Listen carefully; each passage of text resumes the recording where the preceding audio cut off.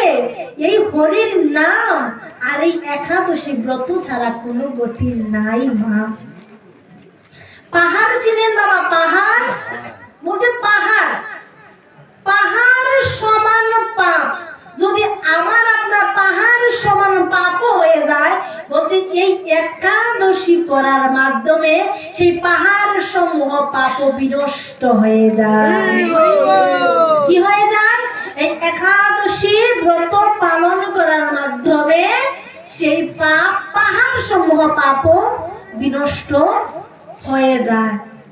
এবার বাবা, আমরা যারা একাদশীর দিন, আমরা যারা সামর্থ্য আছে, আমরা যারা এখনো অনেক বয়স হয় নাই, যারা আমরা একাদশী করতে পারবো, আমরা যদি একাদশী না করে বাবা, একাদশীর দিন আমরা অন্ন গ্রহণ করি, সেদিন আমাদের কি অপরাধ হবে আমি সেইটুকু কিঞ্চিত মাত্র তুলে ধরতে চাই। যারা বয়স্ক বাবা মারা আছেন তাদের কথা হচ্ছে বাবা আলাদা। তারা যদি একাদশী করতে অসমর্থ হন, তাদেরকে আমরা সবজি বা তারা যা খেতে পারে তাদেরকে তাই দিতে হবে, কারণ তার শরীরে কোনো শক্তি নেই, তার একাদশী করার তার সামর্থ্য নেই।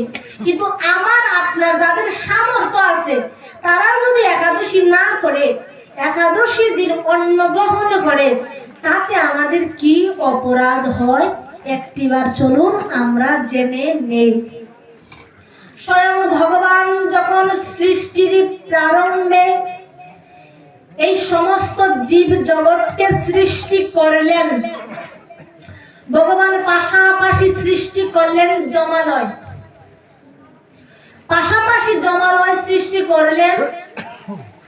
যারা পুণ্য করবেন তাদেরকে স্বর্গে গমন করানো হবে, যারা পাপ কার্য করবে তাদেরকে নরকে গমন করানো হবে।